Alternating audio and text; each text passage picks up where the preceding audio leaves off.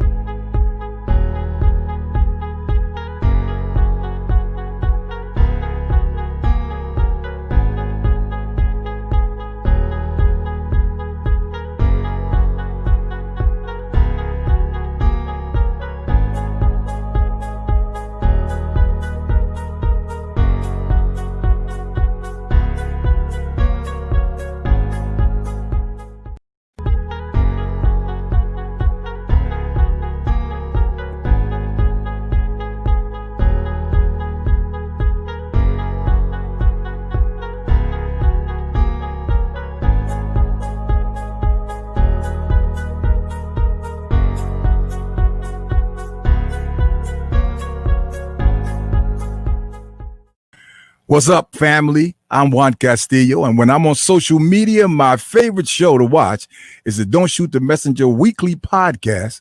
Chris G, Professional Sutton, Rucker Report delivers sports the way it's supposed to be, real and authentic. So get ready to be entertained. My boys are ready. I'm ready. Let's go. Don't Shoot the Messenger podcast. I'm your boy, Professional Sutton. And I'm your boy, Chris G. And it's your boy, the Rucker Report, a.k.a. Jerry. Ready? This is what the greatest thing about sports is. You play to win the game. Inch by inch, play by play, till we're finished. This is Don't Shoot the Messenger podcast. X about me. With Professional Sutton. You already know. Chris G. My homie. And the Rucker Report. My family, what up? They for real. All straight with no chaser. Let the games begin. Let's go. Don't Shoot the Messenger podcast.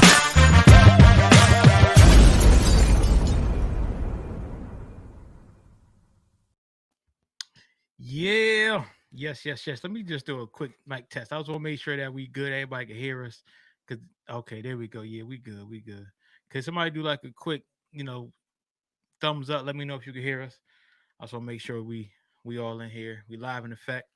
Mm-hmm. Welcome to another edition of Don't Shoot the Messenger podcast. I'm your boy, Professional Sutton. And I'm your boy, Chris G. And it's your boy, the Rucker Report. Cheers.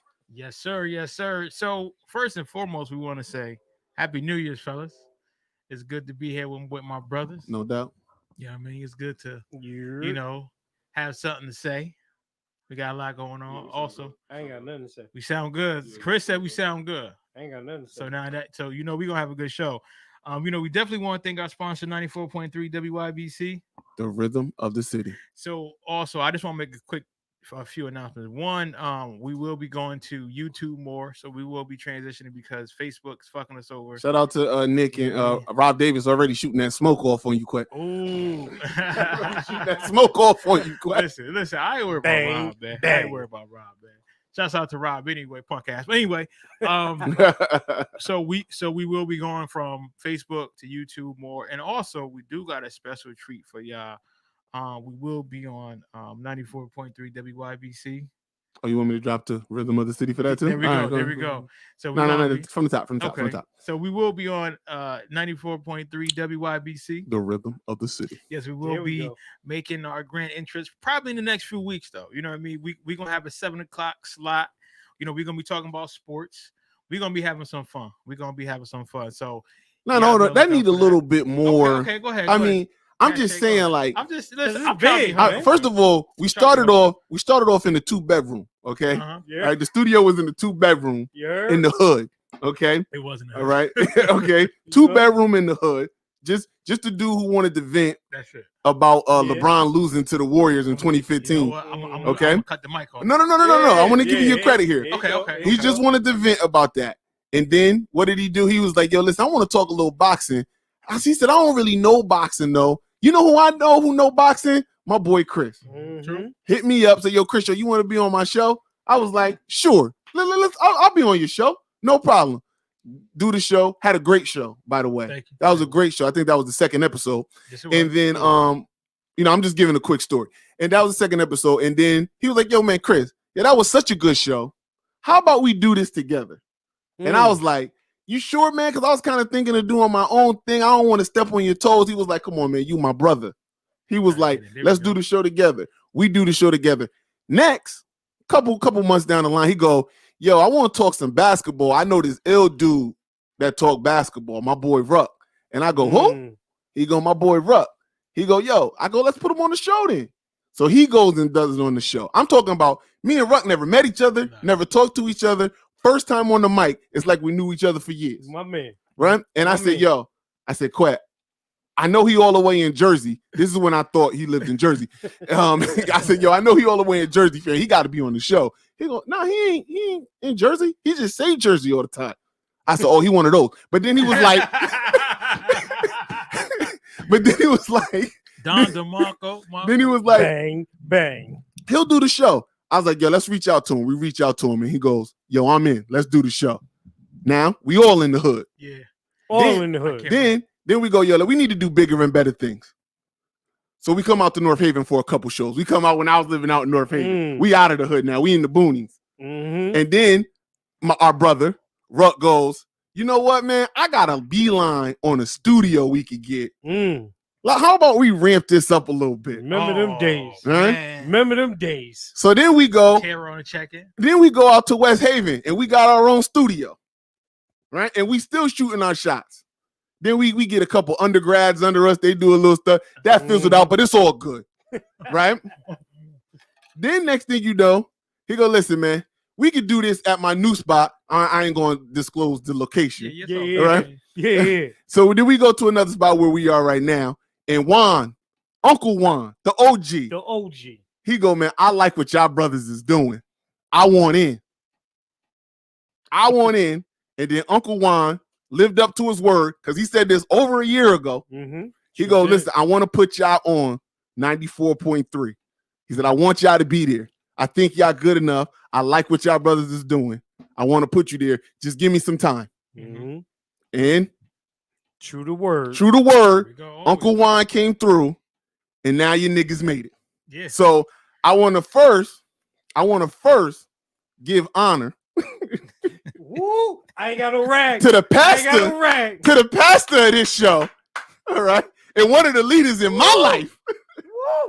Marquette Professional Sutton. Because let me tell you something. About this man. Never would have made it. Yes.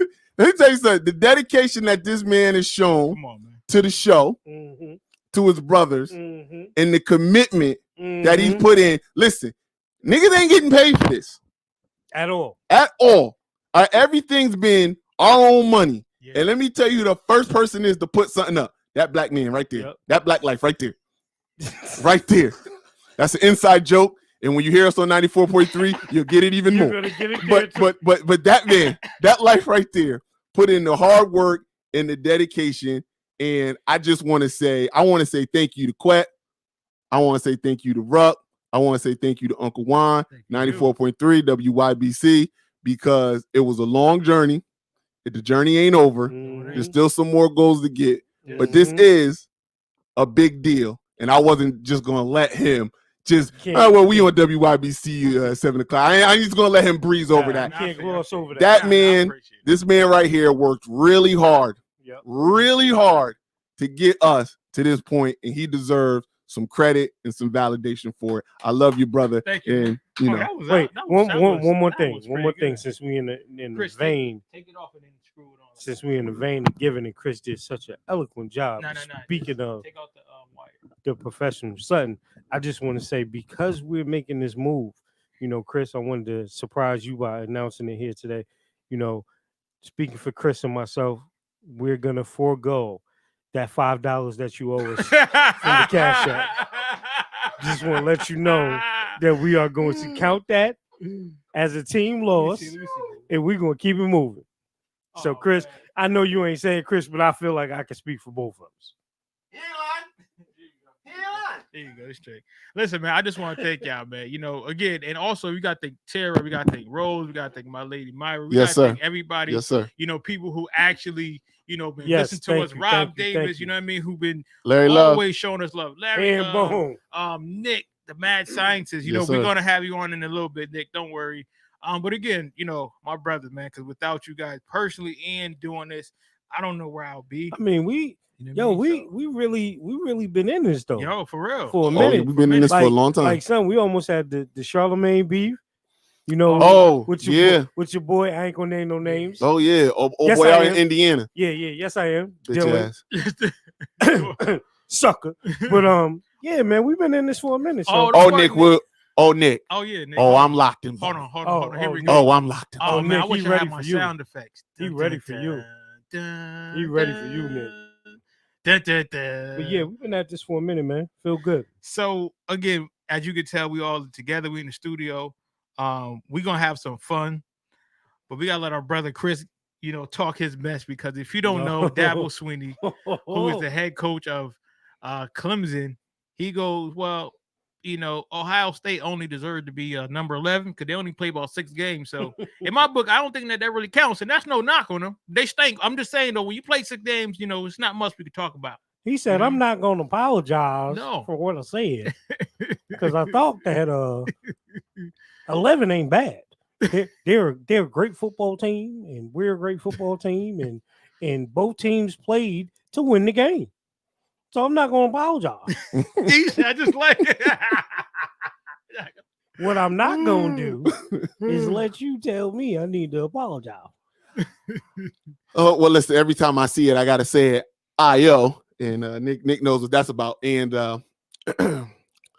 look, there's a lot of, and Larry Love, please excuse me, because this is going to be highly disrespectful, and I mean it with all disrespect. There's going to be a lot of fuck yous going around, because first let me start at the top. And that be Dabo Swinney. Okay. Listen, this might be a little controversial, but y'all know this. I like Clemson. Yeah, I got no beef with Clemson. Listen, I respect the hustle, because if y'all remember when Bobby Bowden Jr. used to be at Clemson and there was a struggle, Dabo turned that program into the powerhouse that they are today. That's true. I've always been a Deshaun Watson's fan. I was a Taj Boyd fan. Oh yeah. Obviously Nuke.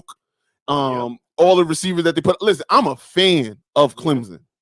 I'm not a fan of Dabo Swinney. That's true. And I tell you why I'm not a fan of Dabo Swinney, because I was originally.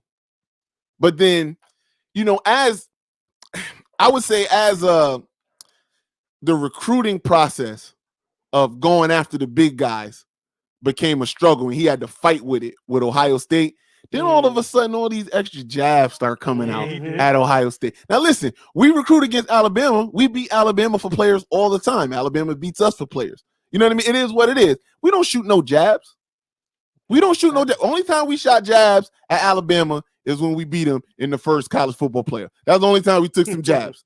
But I mean, that was in playing each other. But other than that, Alabama's a great program. I mean, I know he don't like Nick Saban, but they're a great program. They do what they do. This year, I had to give him his props. Got to give him their props. They do real good.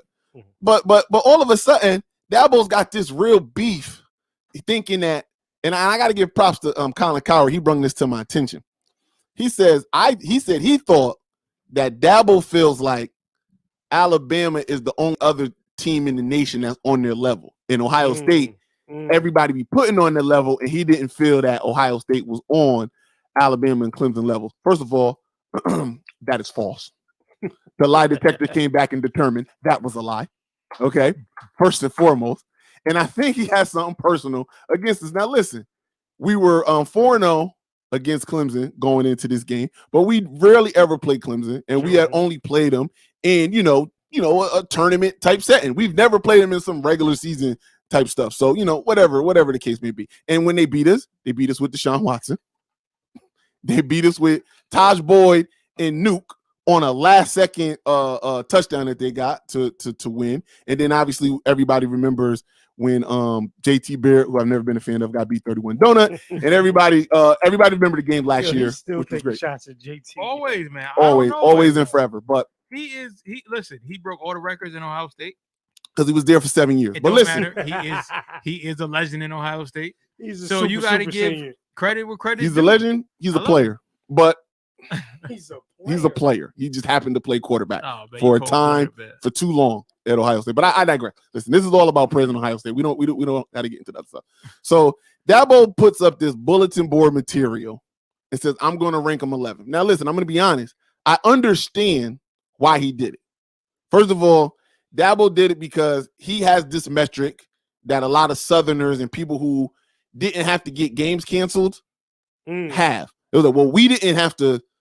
COVID, we're from the South and we don't respect COVID like that, so we gonna play. So we feel that we should get a little bit more than everybody else because, we didn't respect COVID like that. I wonder how Sunshine feel about that.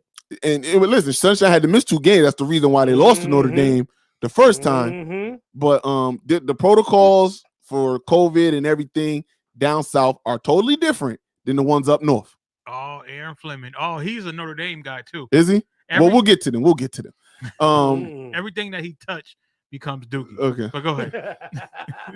So because up north had different protocols than down south, a lot of the Southern teams took offense to anybody else being able to make it to the college football championship or be looked upon as one of the best teams in the nation. Okay.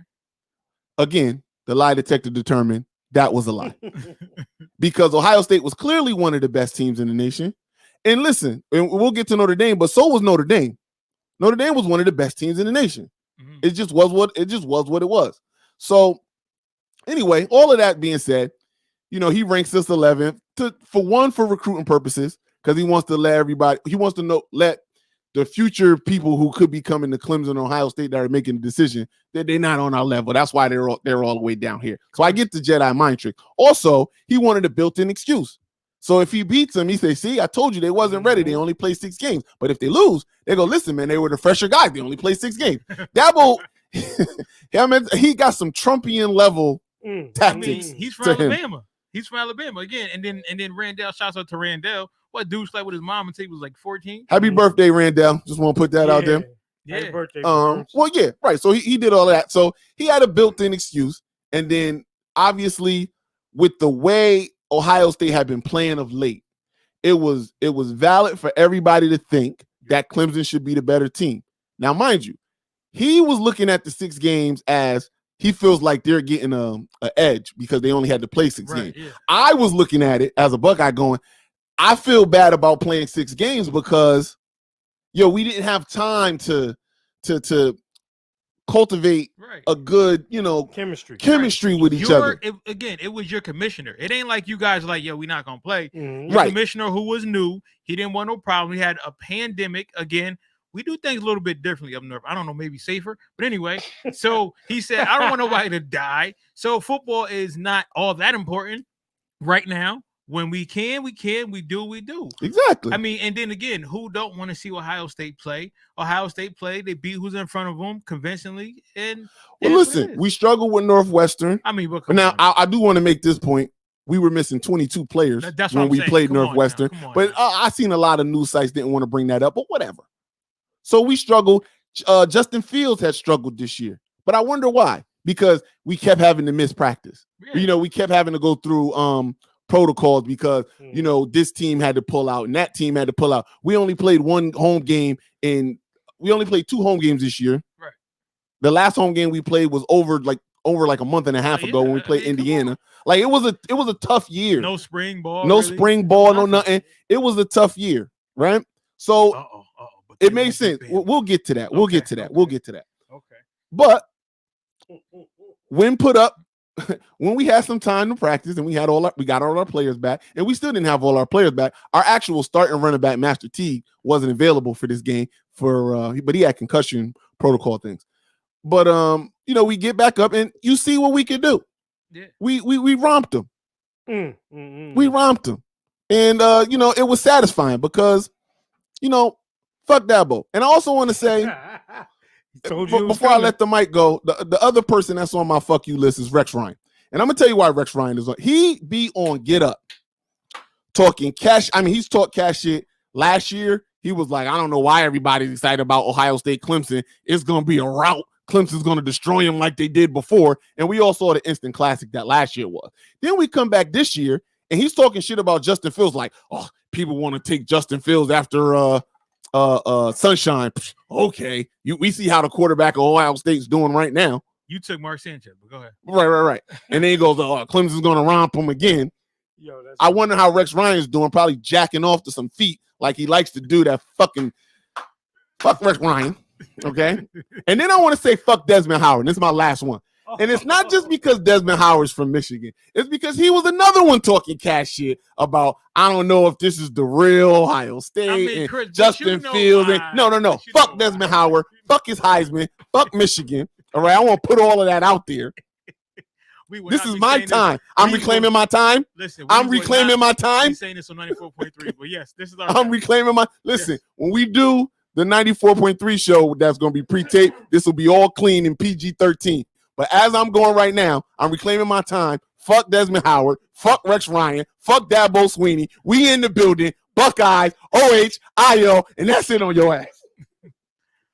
Well, yeah, that was brought to you by Ciroc and Hennessy right there, and a little bit of marijuana because he went. I don't smoke.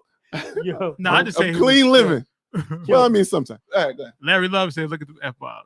yo, I feel like me and you sitting over here like smacking the Puerto Rican dude that be next door. Yeah, right. Like, yo, time, son, time.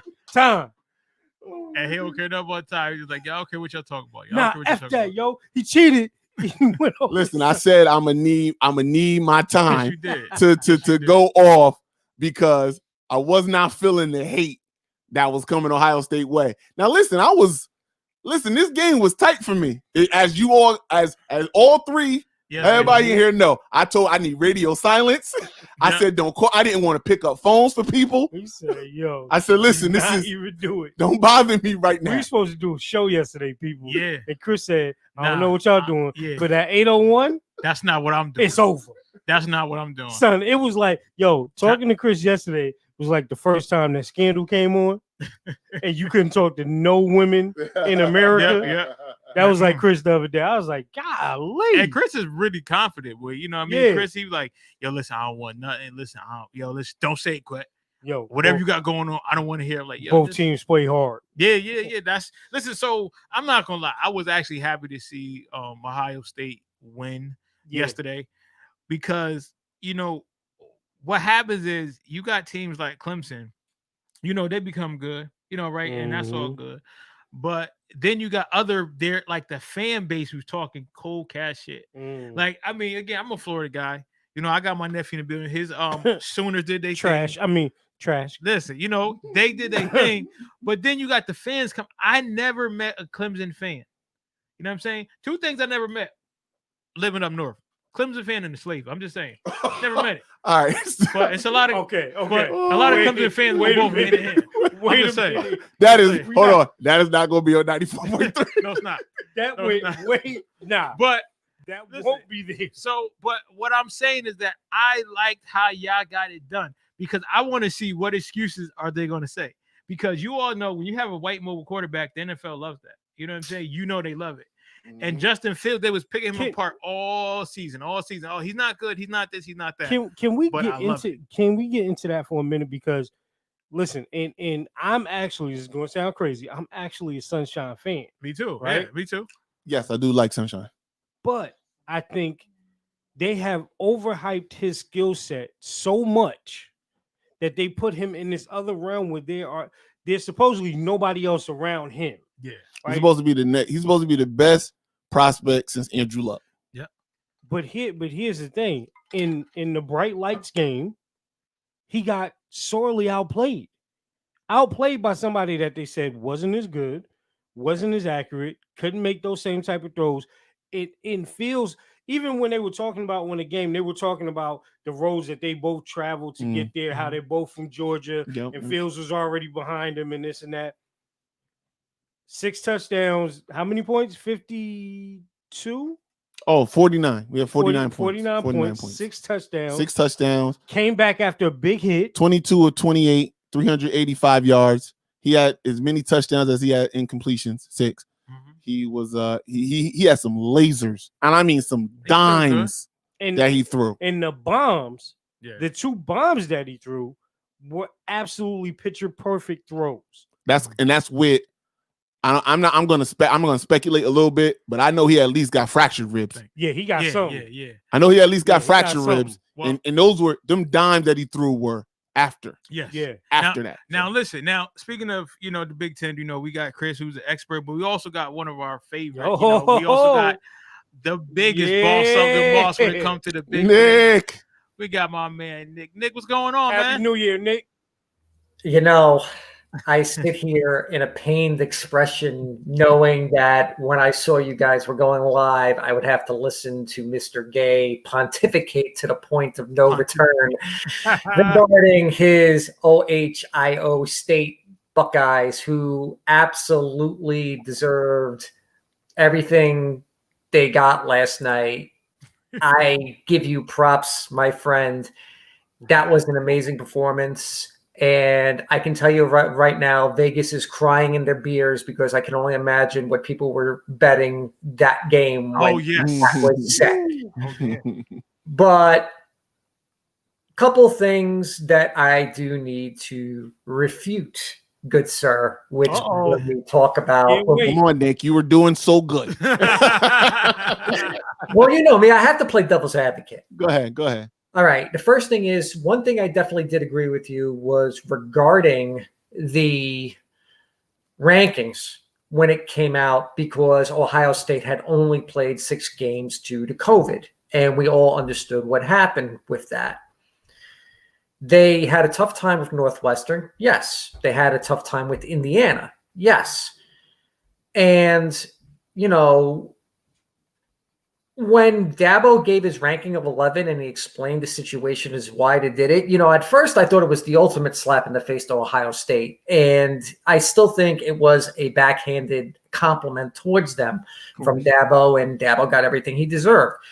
But when you think about it in the overall scheme of things, when the Big Ten granted Ohio State to play in the Big Ten championship game, they pretty much threw Indiana under the bus. Indiana actually did play pretty much a full season.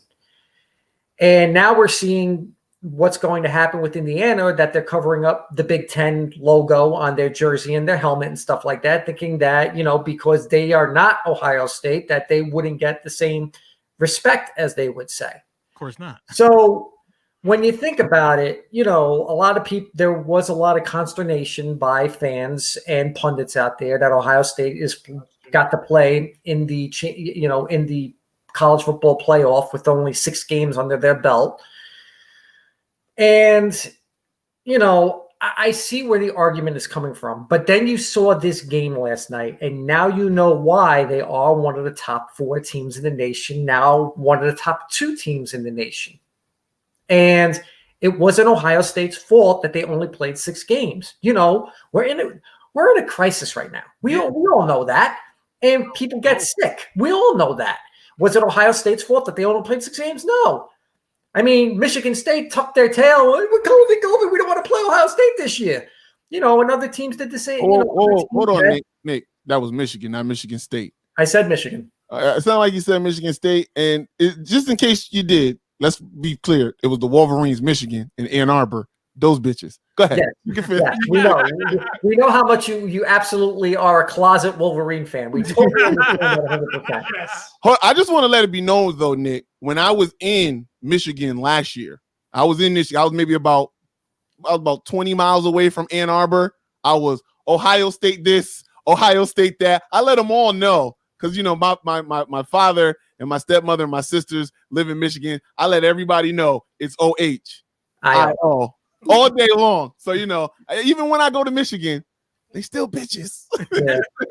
Well, going back to what I was saying, now you look on the other side of things, and I'm talking about the team that was ranked 4th, the team that, can't win a major game, even if their lives depended on it. I've had arguments with a lot of people about the Notre Dame Fighting Irish. And when Notre Dame beat Clemson earlier this year, I said it. I was like, they beat them without Trevor Lawrence. Watch what's going to happen in the ACC championship game when they play when they play a healthy Trevor Lawrence. Oh yeah. What happened? They got spanked. They lost by 21. I actually said I don't think they should be deserving of being in the top 4. That Clemson victory to me now rang hollow. So what did Bill Hancock and the College Football Playoff Committee do? They put Notre Dame in. They shut aside all the other teams that I thought that were like really deserving to be there. Texas A&M, Cincinnati, other programs as well. And look at what ended up happening. Once again, Notre Dame in the College Football Playoff semifinal, getting its behinds smacked left and right, front and center, and one of the already possibly a highlight of 2021 that took place with the hurdle. That's all it's going to be called from now on. The hurdle. And you just say, and I just sat there when I was watching this game. I'm a Notre Dame fan. You guys know that. I am a Notre Dame fan. I just sat there. I had no emotion. I was just like, typical. Well, listen, Nick, I want to give you a little bit of some solace. I don't think it's necessarily Notre Dame's fault that they can't compete on the highest of levels, because Notre Dame is a very, very tough academic school. They don't cut no slack for athletes to get in there. Like, you have to be a great student athlete to be in Notre Dame. And as much as I love Ohio State, as much as, Alabama and Clemson puts out, great talent from a school standpoint, they will cut some corners to get players that they feel that can help their football program in, where Notre Dame, they're not going to do that. No, they don't care. They're not going to do that. You have to be academically elite to be at Notre Dame. If I'm not mistaken, isn't there like, to get into Notre Dame, you got to have like a 1260? It's something ridiculously high for your SATs to be in Notre Dame, and that's going to take a lot of the best athletes out of the pool that you can get to go there. And I do think that Brian Kelly has done a great job with the talent that he can actually get in Notre Dame. Now, are they good enough to compete with the Alabamas, the Clemsons, the Ohio States of the world?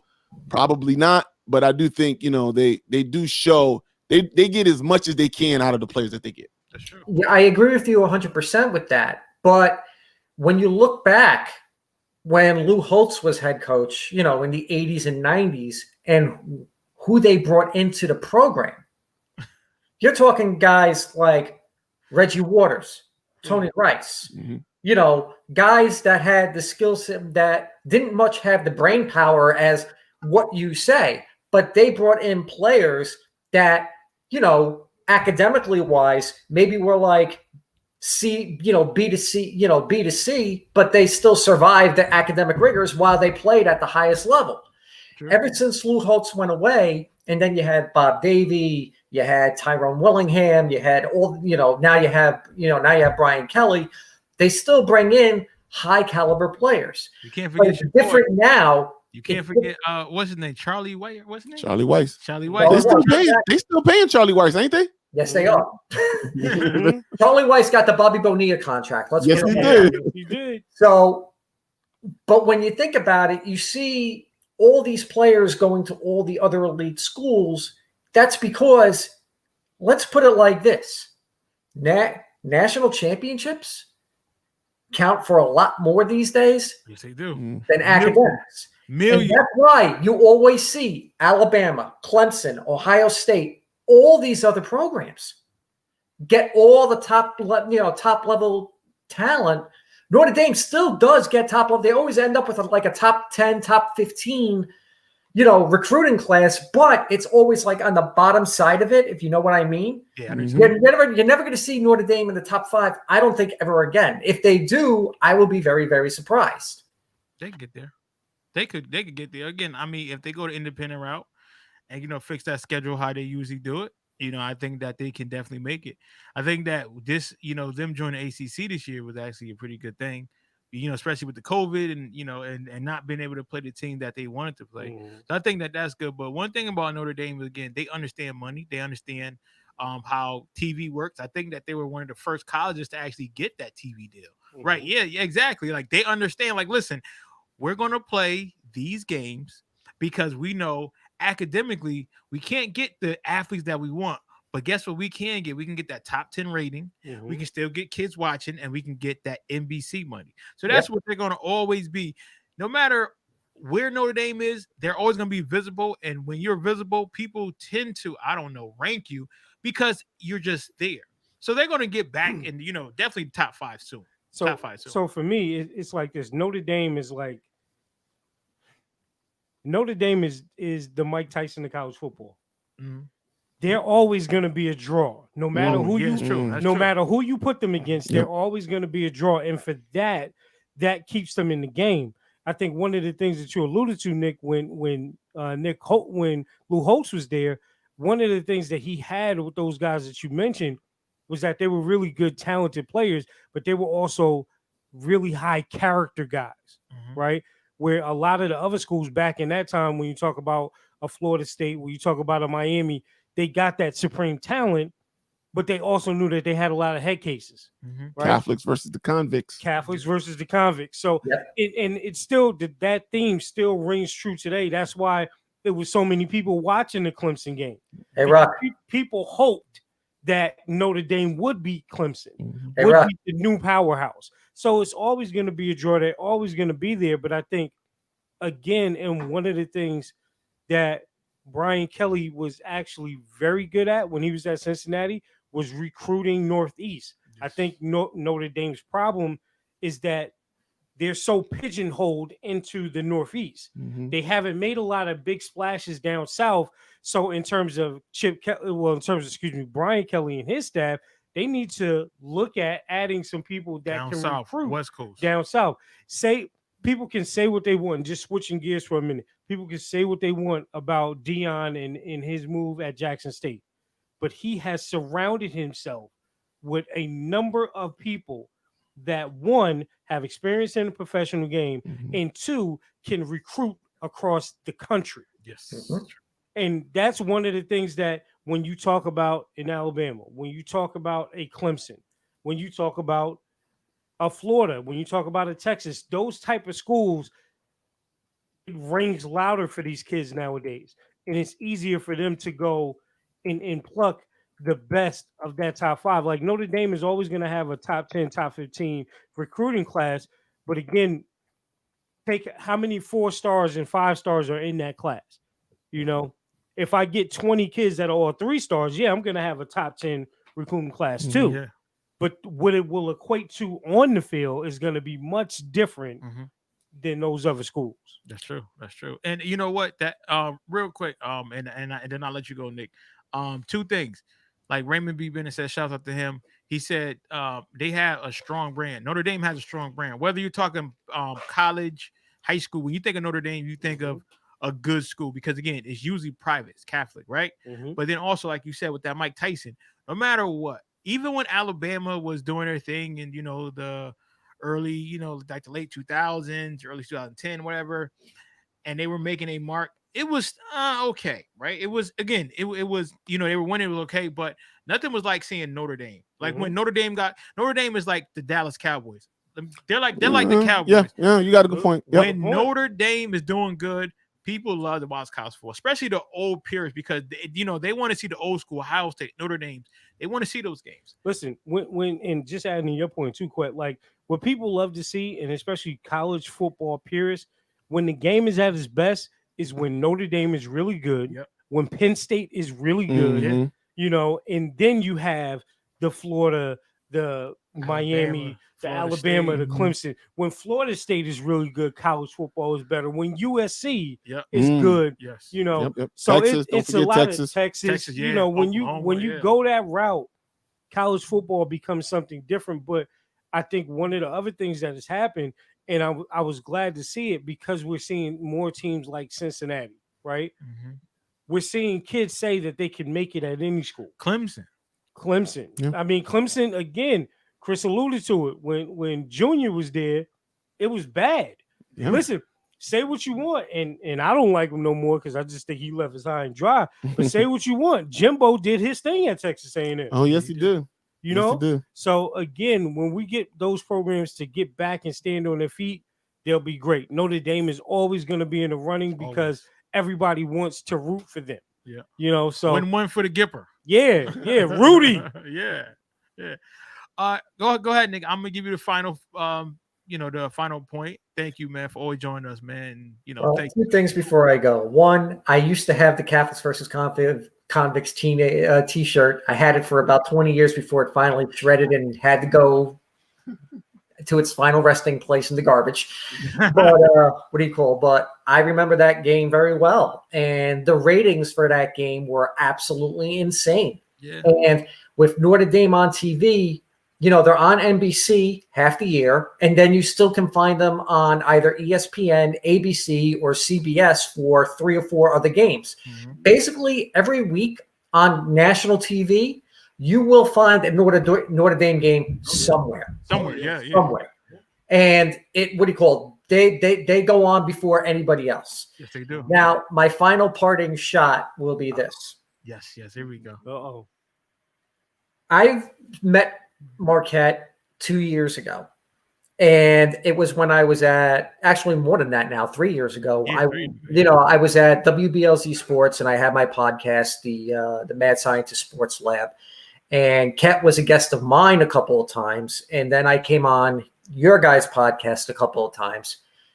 And I always had a lot of fun speaking to Ket and then getting to know Chris and getting to know Ruck. And today, when you drop the news that you guys are actually going mainstream on 94.3, it made me smile, because if anybody was more deserving with all the hard work that's been put into this particular brand, it's for Ket, it's for Chris, and it's for Ruck. And I couldn't be happier. I couldn't be prouder. I can actually say I had a small, minuscule footprint on it, because when I come on, we always have a lot of fun. Of course. And hopefully now that you guys are going 94.3, I get to share my voice a little bit more, whether it's Big Ten, boxing, football, wrestling, whatever you guys speak about. But congratulations. God bless. Appreciate it. And I still hate Ohio State. That's all right. We love you, Nick. Nick, thank you, man. Thank you. Happy New Year. That was Thank Nick, you. the Mad Happy Scientist. New We Year. appreciate you, Nick. Thank you so much. You know what? Stuff like that, man. Seeing people like, Nick. Also, man, we gotta mention Raphael, man. This dude, he's been at the Super Bowl. He's been at the Hall of Fame. He's been everywhere. He's also one of those dudes who actually, make me work harder. You know what I mean? Because when you got a good circle and you got good people to look up to, and you can call, and they don't want nothing. They just want to see you do good. Guys like that and people like that really, really help and inspire me. Again, having a crew, and I tell people, yeah, I do it, but my boys, they make it easy. You know what I mean? So I just take what y'all say, and I just, especially when it comes to boxing, I just regurgitate to everybody else. Make it seem like I know what I'm talking about. Listen, man, like I said, man, you the leader. And we all just follow you. Leaders, man. No leaders. And I just want to say thanks to everybody, because it's been a lot, and we've been talking about like a lot of different subjects. Well, mainly Ohio State, but that's good. And because I don't really get to just talk about Ohio State for 43 minutes like I would like to. And I appreciate my brothers let me do that. But because this year has been so worked, and Ohio State, like you said, they didn't get a really chance to play this year. So again, not only that, but they were like the news, because the way Dabo was coming at you, the way news, everybody, and I'm sitting there like, man, I don't know, man. It's something tastes a little different. Tastes a little different. And I'm gonna tell you what, that chicken that y'all had last night, man, that shit was jerk chicken. Y'all was crazy, chicken. But what I wanted to say is, man, we see everybody who's been giving us congratulations in the comment section. We appreciate y'all. Larry Love, and Controversial Raphael, and Raymond, and Randall, and everybody else who I'm missing up there, man, who's been giving us shouts out, Rob Davis and everybody. Man, we all appreciate it. And like I said, I feel good about it, right? But at the same time, I'm just proud of Quet, because as much as it's all of us, and he'll be the first one to tell you, man, it's all of us. It's all of us. I mean, me and Ruck know how influential and how, tip of the spear as they would say. The professional Sutton. As professional Sutton was, man. He really, he was the leader of this thing. He pushed it. He's the one. Matter of fact, he's the one who took an internship. Now you can call it an internship. Yeah, he took an internship with Uncle Juan to get his foot in the door, just to get us in the door. So that's all this guy. But that's all this guy. Nah, so but that's why we got to give him the most. But I believe my product because like I tell people, you all right, think Rayful I'm Edmonds, good. all right, we believe You know what I mean? Listen, you stupid. Listen, you think Yeah, I'm Rayful. good? You know what Shout I out mean? to John Like, Thompson. Watch until my boys come on. Like I said, one of the highlights is when we went to ESPN, but also when I was talking to Tony Rock. I was talking to Tony Rock. I said, listen, my boy no boxing. He's like, yo, I don't know if your boy. I said, listen, I'm telling you, Tony, this is Chris Rock, brother, right? So I said, yo, my boy no boxing. And of course, I'm like, yeah, he gonna be home because you had the twins. I'm like, of course, I call like, oh, he ain't answering. Goddamn, Chris, all the days you won't answer. I finally answered. And him and Tony Rock was on the phone for damn near 45 minutes. And I'm like, all right, Tony, I gotta go. He's like, nah, man. And I don't know who they was talking about boxing, but again, knowing that, and those are some of the highlights that I had. You know what I mean? Getting to know people, getting to talk about sports, because sports take you away from a lot of stuff. And that's why it was tough during the pandemic, because when we didn't have sports, there was no distraction. But now that sports is back, now we get to talk, now we get to, talk about distraction. So I'm definitely proud about that. But anyway, speaking of distraction, I want to talk about them damn Pittsburgh Steelers. I'm gonna jump straight into it. You know what I mean? Dang. Now, June, you want to let him do that, yo? You just gonna sit there and take it, June? We ain't teach you that. Now, I won't talk a lot of junk about Pittsburgh because, again, it's, hey, they play who they play, because Pittsburgh, they are one of those teams when they get into the playoffs, they know how to play playoff ball. So I don't want to talk too much junk about them. You know what I mean? Something about them and the Giants, like they get into the playoffs and they just find another way. But what do you guys think about the Steelers, man? I mean, are they in trouble or is it just too early? Rock, go ahead, man. Not yet. You know what it is. I think at the end of the day, you're gonna play who your schedule predicts for you to play, right? So they came out the gates 11-0. It looked good.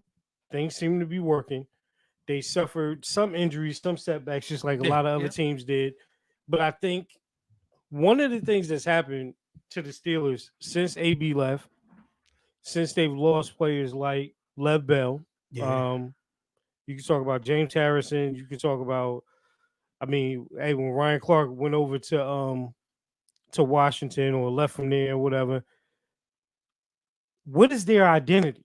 Because what they used to be, the bully on the block, the physical, tough football team, that's kind of been out the window. So I think that's what they've kind of struggled with. I was scared for them. And me and Chris were talking about this. When they was down 24-7 to the Colts, I was like, is this going to be 4 in a row? I said, I know what they're going to do. They're going to blame it all on Juju, right? But what are they missing? And the crazy thing about it was their play calling was really suspect in the first half of that game. It got better in the second half of that game. And I think one of the things that the Steelers have to be now, and that gave them the success through those 11 weeks, was the fact that they weren't relying so heavily on one person. True. Because I think when they go in with a game plan that is heavy Juju, heavy James Conner, they look bad. When they give other people opportunities, they look a little bit better. And is that true, nephew? Because I can get you on the mic right now. We can put you on. You want to get on? Oh! Because I got a mic. You just put it up to him. Give it to him. Hold on, nephew. Come, hold on. Go ahead, finish talking. I'm gonna get my nephew set up, who's a Pittsburgh Steelers fans who trying to leave. But go ahead, though. Go ahead, trying to leave. Go ahead, Rock. So I just think that, man. But I think, again, if anybody that knows football will always tell you too, if you don't have an identity and you get into winter, if you get into December and January, it's going to be real hard to win some games. Well, I want to, reiterate a couple points that's been made. The running game is a big thing. Even when Connor is there, their running game just doesn't do it for me. No. And when you think about when they had the killer bees, they, you could rely on Lev Bell. You could rely on Antonio Brown on the field, not off the field. But Well, if you wanted some weed, you could rely on. Or you want to get a domestic violence charge. Yeah, you can rely on. You can rely on on him and Big Ben for that. But anyway, I think that it's been. I think that it's just been a combination of things. First of all, they're in this weird spot where they got good receivers who are inconsistent. Mm-hmm. Like they got 3 really good receivers. Yeah,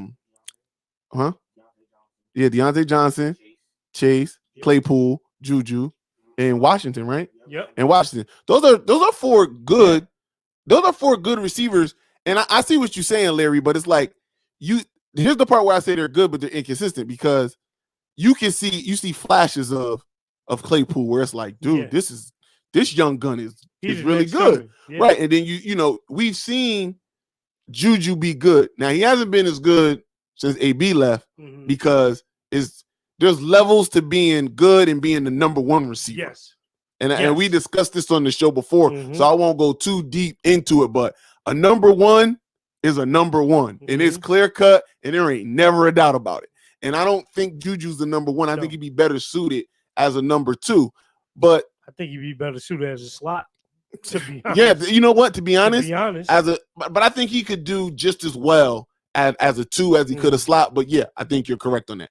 But I think they can be good, and then it'll be times where it's like, why can't y'all catch the ball? You know what the other thing too that I think has been a real drag for the Steelers, especially in that division, right? And I don't even want Junior to answer. You tell me, because I know you guessing like I am. Who's their tight end? Exactly. Oh no, Ebron, right? So again, Ebron is the tight end. So again, exactly. Eric Ebron, and who again, he kind of falls in that same category. It's like Eric Ebron can be good. Yes. Then he can be Eric Ebron. Yep. That's not a good thing. But if he ain't good, then you wondering who is it? So it's not like it's not a who is it? It was Heath was there. Yeah, Heath used to be there for a long time. Then it was Jesse James for a minute. That was really good. Yep. But it's like now, and that's a big thing when you're talking about cold month football. True. Your running game, your ability to do short, intermediate passing. Well, because they'll use their short intermediate passing as a running game, but then their receivers will drop those short intermediate catches.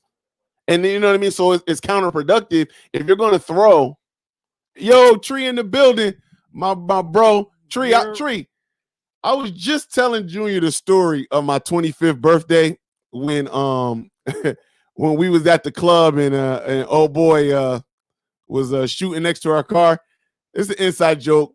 Tree know what I'm talking about.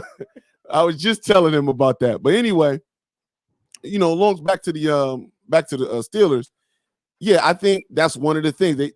Their intermediate passing game is suspect at times, but then they have a big play component about their team at times. Their running game is inconsistent. Is the best that you can say about their running game. It's the best. Sometimes it's good. Sometimes see, I told you. Tree remember. But it's inconsistent and non-existent at points. So that's they got that going for them. And then to get to Big Ben, I thought Big Ben had been playing good this year, but there's always this thing looming over Big Ben that he's about to do some Big Ben stuff at some point in the game, and it's not good. That's not a good reference. Yeah. It'll be like, oh yeah, he's making the passes, he's getting it there, but at some point in the game, you're going to be in the red zone, and he's going to throw a dumb interception. It's going to be one pump fake too many, or one pump fake, or he's going to hold on to the ball too long, or something like that. It's always going to come from Big Ben at some point. So you also got that. So they got a lot of things going. And to Larry Love point, I know they don't want to play the Ravens. When me and my son was coming here, he goes, man, I don't want to have to play the Ravens in the first round. Because we saw what they was doing with him with RG3. And listen, you can say what you want. The Ravens, they've been up and down this year. Lamar been cooking the last couple weeks. And Lamar has been cooking. And listen, say what you want, and I know I know Larry gonna be the first one to say nah. But say what you want. Dez has made an impact on what they're doing. Say what you want, but them X's. Yeah, they something different right now. Something different. Well, before we get on that, I know nephew, he's a Steelers fan, yo, give me your Instagram name, man. Give him your social media because y'all young dudes, your TikTok. Go ahead, man. Give it to him. Got no TikTok. Instagram, the next Marshawn Lynch. Let me tell you why that name is so dumb. All right, listen. No, hold on. Yo, hold on, wait. You're not gonna disrespect my nephew like that. He ain't even get on the mic yet. Hold on, but I'm gonna disrespect my son. So listen. Nephew, I got you, nephew. This is the heir to the throne, if y'all didn't know. But this is why I don't like his name, the next Marshawn Lynch. He don't play football no more. He don't play football no more. Don DeMarco. Now what you gonna say? Now what you gonna say? I'm gonna play next year. I don't. The only reason why I do not play football anymore. Hold on. Use this. Go ahead. The only reason why I do not play football anymore. Cause why? I transferred to Hill House. Okay, they got a football team. They do got a football team, but their football team is based off who the coach likes. All right. And even if I did trial, which I couldn't because I came late, I would get no real minutes. That's a lie. That's not a lie. That's a lie. That's not a lie. I'm telling you. Right. You nice. I've been to the practices. I forgot the You remember the Steelers? The Steelers Chris. President. Reggie. Yeah, he's the head coach. He's a head coach. Don't like me. You know he don't like me. Well, that's because grandma. Exactly. So that's the only reason why. So listen, Chris saying I just wanted to let you know, man. Another surprise announcement. Me and nephew are taking our talents to West Haven next year. There we go. Yeah, listen, we tried to pull some strings. We tried to pull some strings to get him to play for Cross. We tried. We tried. We tried. But I kept telling them, I'm like, man, you so rusty now. Who knows what you could do? Yo, Neff, listen, Neff, if you want to play, just holla at me. Yo, I got you. Oh, yeah, but back to your Steelers, though. People say that, that they peaked too soon. Hold on, didn't you say that you became a Green Bay Packers fan? I'm pointing you out there. What? I'm a Green Bay fan now. Hold on. So you telling me that's cheese too. It's not you was a Steelers fan until week 13, 14. Now I was a Steelers fan. Man, talk to the mic, man. You know how y'all rappers do it. Go ahead. I was a Steelers fan until Big Ben, until we lost to the Bengals. Wow. I called my dad, I think the first quarter, we was losing to the Bengals. I was like, hey, yo, if we lose this game, I'm done. You ain't a real fan, man. You ain't a real fan. I've been a fan since I was like 8. Raphael, yes. He gave up. Yes. Yeah, hold on. He called me. I'm at work. He called me. He go, man, just say it now. I'm like, what are you talking about? Now, at the time, I was watching like CNN or something because I'm old. So like I'm watching news. He was like, come on, Dad, just lay. I'm like, what are you talking about, Junior? He goes, they're losing. I'm like, oh, what quarter is it? He's like, oh, it's the first quarter. I was like, nigga, get off my phone with this. I was like, there's so much game left. I'm like, you'll be fine. They weren't fine. They weren't fine. They lost. Hey, quit. Look. Chris, the rest of that conversation like this. 4 weeks later. Yo, so Raphael said, and you choose the Slackers because he's a Bears fan, right? Whoa. Yo. Hey. Mitchell Trubisky. Controversial. I'm ashamed of myself. I used to defend Mitchell Trubisky when he first got into the league. Yeah. This is the young buck. This the young buck used to call Mitchell Trubisky the GOAT. Yeah, it's crazy. I used to defend him. You were smoking weed, huh? I know one thing. Raphael, well, we ain't even got to worry about Raphael because the Bears ain't going to see us anyway. Oh, you got a ticket that's about to get punched tomorrow. So Don DeMarco, bang. Hardcore New York. Yo, also shouts out to Charlie Parker. This is our first time seeing him up here on the show. Shout out Charlie. He said Patriots, Steelers, most championships. Yeah, that's true, but Patriots ain't doing much this year. Steelers, they ain't gonna do a damn thing. Like you said, it's about the freaking Chiefs. The Chiefs is a team to beat. And one team, I know it sounds crazy. Don't you say it. Don't you say it. One team who I think can get the Chiefs a run for their money. He's gonna say it. Yeah, listen. I was gonna say it. Mm-hmm. Good. In the words of my man, What's up? Damn, I can't think of my bad name. What's that? God damn it. Good, because you was gonna say it. Bad joke. No, because he was gonna say it, and you don't need to say it. I don't believe it. I still don't believe in it. There's what it says. No one circled the wagon like the Buffalo Bills. I said it, Chris. I said it. I'm saying, yo, listen. As listen. Berman. Yeah. Listen, I don't believe in them. I don't believe in them.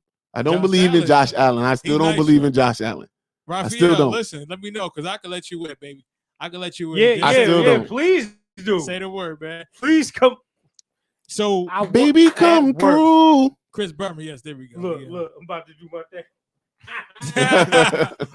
Oh yeah. Come on now. Spice, you gotta get that leg up higher than that. You know, he come out the car. It ain't going up higher than that. I was trying to work on that the other day. I was like, nah, this ain't good. This is it right here. But I mean, again, I know that the Buffalo Bills, it's a little bit too premature, but I don't know. I don't know, man. Listen, I think the Buffalo Bills are a good team. They're a good young team, but I want to emphasis on the young part. Yes, sure. I don't think they're ready. Now, listen, can they prove me wrong? Sure. I don't think they will though. They're a young team.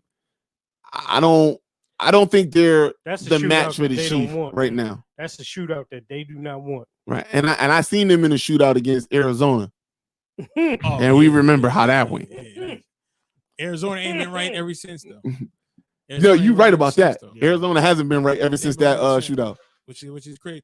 Again, Raphael, you know what? One team I want to give them credit, like Raphael mentioned Tennessee. They are a dangerous team, but I don't know.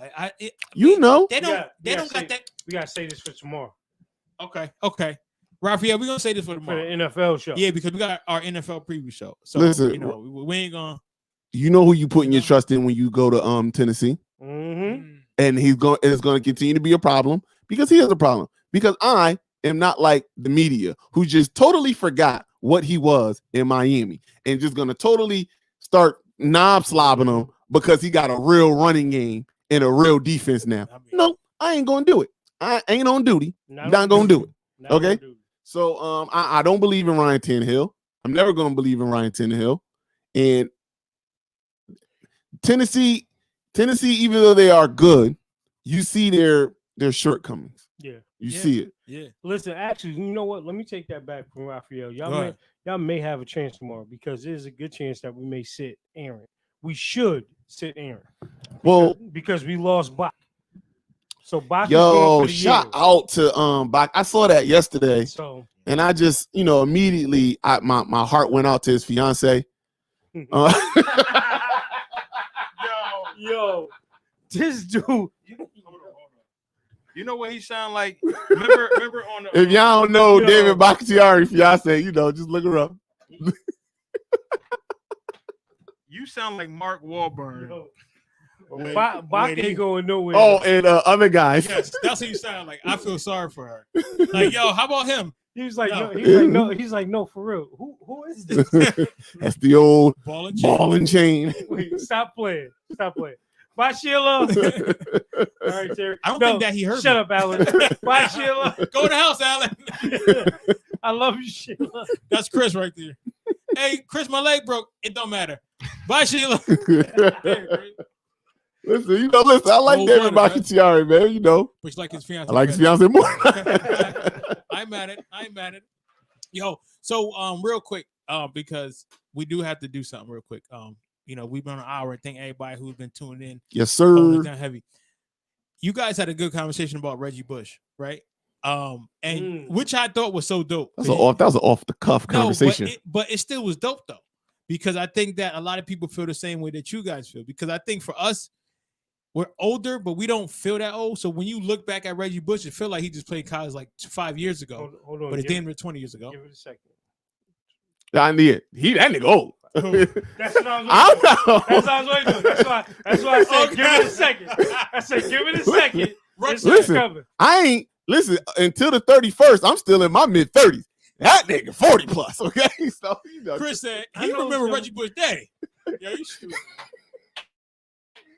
He was. Listen to you something. When they was in that Reggie Bush scandal with the agent was going on, he remember. He was like, "Oh man, me and this guy went to high school together." You talking about Junior? I know Junior Bush. Chris Ruck said, "What? Shit, I watch SMU, boy. Man, they ain't nothing. They gonna come back. They gonna come back." Yeah, you know this nigga shit. Quite went to high school with Redman. What you talking about? Ruck did go to high school. Yeah, he did. Oh God! I mean, Redman might have been a senior, but he was a freshman. What I tell you, as I said, just give it a second. And, yo, I know it. And he think he's slick too. He be throwing them moves. Yeah, he do. No, you do. Yeah, Nah, nah, you do. What you talking about? I don't know what you talking about. So that's John Stockton and Karl Malone. Oh yeah, you right about that, Larry. Yeah, Malone. Larry, you right about that. Yeah. I'm good. Listen, his football career didn't make it, but listen, to have an old ass dude on TV salivating over your girl. Oh, that what's his name? What's the old dude name? Did he don't God, what is his name? Musburger. Oh. He's like, oh wow, that's a fine piece right there. Oh wow. Keep He it was, on her. he was like, he's winning Heisman's on and off the field. It was like, all right, hey, you gotta stop. Well, I'm just saying. He got a lot of heat for that. Yes, he That's one of the reasons like he ain't on TV like that no more. A lot of well, listen, it was a point where it was like funny, like how I did it, and then it got a little like old man creepy. Yeah, it was just like, he did his Joe Namath. Yeah, it was it was like, you said she was cute. She obviously is. That's all well and then he was just like, I mean, but I'm saying though, like, nigga D is hard right now. Yo, they should have known that Joe Namath joint was going left. He was like, when he did that, he was like, oh, look at your hair. Yo. He was done. They should have known. Like, you're so beautiful. They should have been like, yo, cut the mic. Here's my thing, right? And we'll get back to the Reggie thing, but here's my thing. Why don't these producers be trying to save people? Like, yo, fam, cut. Just go to a commercial. Just stop it right now. Because he about to say something wild. Because they wanted on TV. You know why? Because during the meetings, they're like, listen, I know you drink a little bit of too much Dos Equis. You got, I'm fine. I got it. Don't worry about me. I'm going to get up there. And they do so well. And they do it in the spot where you can't go to commercials. That's when they do, because these guys are like professionals. All right, if you don't go to a commercial, they was on the sideline. This was what was her name? Stacy. Reporter? There was it the black reporter? I don't know. Who? With Joe Namath. Oh no. It was Stacy. Wasn't it Stacey Dale Schumann? No. It's the one she does NFL Live pregame now. Her name is Stacy. Oh no. Something. Anyway, this was a sideline. This was a sideline report that was going on. Susie Colbert. Yeah, they knew. Susie Colbert. They knew he was drunk before. They knew he was drunk before. So it's like, yo, if him and Susie Colbert and you see Joe is getting real Joe, right? You cut Susie and go right back up to Al Michael and such and such. Like, whoa, well, that was not gonna go good anyway. So, Charlie Parker said that Joe said he did say, "I just want to kiss you." Remember he did. But that came after. When he said that came after.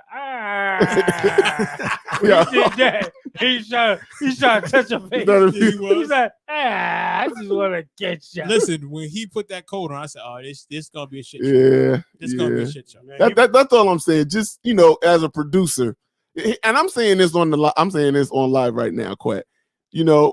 However big we ever get. If you see a nigga going down a hole, save me, son. Save me from me, okay? I'm gonna click. Help me. Like, click it. Help me, son. I'm definitely gonna click it. So, all right, but anyway. So real quick, so we were talking about Reggie Bush, and again, it was just like a regular conversation, but I love to get everybody's perspective on this. Did Reggie Bush do enough in the NFL? Because I know, again, I was going back and forth, and you guys made some good point because. We know Reggie Bush for his highlights in college, and then that B-Dog, killed him. It wasn't just him though. Yeah, it was a whole lot of people. It was a lot. It was a list. But and then again, not realizing that Reggie Bush played 11 seasons in the NFL. Had no idea. He also played for the 49ers. I don't know who else had. I do remember that was at the tail end. Yeah, that was at the tail end. But the tail end was different. So you're talking about the Saints. Yeah, she did win the Super Bowl with them. No, yeah, he did. Right? Wasn't a big contributor, but yeah. No, he wasn't at all. He was on that Kim Kardashian curse. You talking about the Dolphins? Dolphins is where he probably had his best years. Yep. Then it was the 49ers, but it had to be somewhere in between there too, right? Could have Now been. he was like toward the end. Yeah, if I'm not mistaken, the Niners was like his last team. Was it just 3 teams? I can't remember. Junior, Google it. I can't remember, Figure it honestly. out. But at the end of the day, the discussion was, when you tell the story of the NFL, is Reggie Bush in it? And I said, no. Nah. And he said, no. Now, when you tell the history of college, he's in it. He all over He that. in that. Definitely. He all over that. I mean, he definitely is. I'm not saying he definitely wasn't the best college running back ever, but he was electric. And, that combo that they had in USC, him and Lindell White, who I think doesn't get enough credit for. I agree. I mean, he took the brunt of all of it, and Reggie got to it was lightning and thunder. Yeah. It was just like that. It was lightning and thunder. And it was that Tiki Barber, Brandon Jacobs combination. Yeah, easily. And he played for New Orleans. This is Reggie Bush. He played for New Orleans, Miami, Detroit, San Francisco, Detroit, and Buffalo. And Buffalo, that's right. So Buffalo was the end. Buffalo was the end. Okay, I forgot about Buffalo. So exactly, because he probably didn't do anything there. But he just, as Ruck said in our conversation, I remember Reggie Bush in the pros more for getting lit up than anything else. That's sad. I'm talking about getting blown up. But you gotta remember, even when he was coming in, everybody, if you knew football, you knew that it wasn't going to be what you saw in college. Yeah. Because it was just a different thing. Again, he was a small back. And then again, he should not have been a running back, because this when running backs were still being used. You know what I mean? Like Adrian Peterson. Yes. You know what I mean? So he probably would have been more productive as a slot. Yes. And that's as a slot receiver, yeah. Reggie. Right. That's what he should have been. Well, yeah, Reggie could have been, as we talk about, he could have been like what a Christian McCaffrey, a Le'Veon Bell kind of. Because I felt like Reggie Bush came into the NFL right when the NFL started to say, you know what, we can do two backs. Yeah. Two, we don't necessarily. It's hard to find an Adrian Peterson. I know people might think that is not. Even when you find those, because I think the 49ers of late have found like just these good backs that you necessarily didn't know that well from college, but they could come in and they could be serviceable. But to find a star, a solidified every down star back, is rare. Tennessee got that. Well, you know what? I wouldn't even say that, because I don't think that Derrick Henry is a great pass catching. Not that he can't, but I'm talking about can do everything. Can block, can run, can catch. You know what I mean? All of those things could line up. Marshall Faulk could line up if you needed him to. Could line up in the slot, stuff like that. But here's the thing, though, and this is what people kind of compared Reggie to, was Marshall. But people always misconstrue. Marshall was a bigger back. He was He was way bigger than what Reggie was. Yeah. And Reggie even alluded to it on his Instagram post. He said the one thing that he made sure that he took care of over his 10, 11 years, he said he always did legs. He never did anything with his upper body. So, which is really ironic that you wouldn't work on that, being that you're a running back and your shoulders and your arms. He went to USC. I get taking care of your legs, but you know what I'm saying? But optional. But it is. But Reggie, as opposed to all these other backs that we're talking about, it was totally different. Marshall Faulk was at least 20 pounds heavier than what Reggie was. Oh yes, for sure, easily, and was proportionately different. He was definitely a heavier type back. But I think, again, like we said, whatever Reggie did in college, he was absolutely electric. Every time he touched the ball, his footprint is all over that. But in terms of the pros, besides getting blown up, footprints this is on him. This is exactly footprints on him. Yeah. I remember he brought Kim Kardashian down to the field for the Super Bowl, and I was like, wow. Ain't never been the same. I was like, yeah, okay, Reggie, you looking like Ray J right now. And then wasn't that before Ray J though? Was it? No, it was after. Because I hit it. No, that was with she was with Kanye when he did that. No, it was. But he came before Reggie Bush though. A lot of people came before Reggie Bush. You know what? That's what Ray J said. You know what? But and then his new joint, if she don't look like Kim, so maybe the hits did say. Yo, yeah, she got some. They got a real similarity. Yeah, for real, for sure. But I mean, I mean, no, there will be no Hall of Fame conversation no, for Reggie. not at all. If it's not college, I mean, Well, that was the thing. As we were talking about it, it was just like, you think of Reggie Bush, and it's like, he played in the NFL. Mm-hmm. He made some sort of an impact in the NFL, but it just doesn't seem significant. Yeah, no. Nobody remember Reggie Bush in NFL. It's like this. Like if another player that I think when you talk of like flash in the pan, right? Everybody remembers Devin Hester when he was at Miami. Yeah. Everybody remembers that, Yeah. right? And everybody remembers him when he was in the pros. Yeah. Very true. He had that same type Right. of impact. Yeah, especially, you know what I'm saying? Isn't he like the all-time return leader? Because you know what, Devin was as explosive in what he did in college, in the pros. Now, And as far as sad, being like- an every down receiver, that wasn't really his. But he could have been if he was on the right team. I Well, think. see, here's the thing: if it's got to be, you got to be on the right team. You in it, bro. You in it, bro. If it's got to be on the right team, you could have been. No. As a returner, and shout out to William Perez. As a returner, punt returner, kickoff returner, like you was in college, you were electric. Just that's what you was, and I'll remember you for that. As a receiver, Yeah, because even in college, like he wasn't like known as a receiver. So he was a dude. It was just like, you know what? He's one of them type of players where just get the ball in his hands. Yeah, that's you know what I mean. Florida had a guy like that back when Urban was there. What was his name? I'm flaking on Percy Harvin. Percy Harvin. Just I'll remember Percy Harvin in the NFL because he was one of those guys, not necessarily a receiver. I mean, even though that was his position, but it was like, just on jet sweeps, or if you could just get the ball in his hands, he can make something happen, no matter what. Had a guy like that too. What's his name? Ted Ginn or Santonio Holmes? Something Jr. Or Ted Ginn Jr. Yeah, I just fucked. Yeah. I thought you were going to see T.J. Barrett. I don't know. Listen, here's the problem. Here's the problem. There's so many people to pick from. I need you to be a little more specific. Oh my God! It's just so many, man. Well, like since we about to go, I mean, we really are wide receiver you and DB you and linebacker you. I mean, it's just we just put them out. And you know what? And as of recently, we're DN you as well. I mean, we talking. I'm gonna head out. Hold on. We talking about in a 4-year span. We talking Joey Bosa, Nick Bosa, Chase Young. That's true. That's what we talking about here. All right.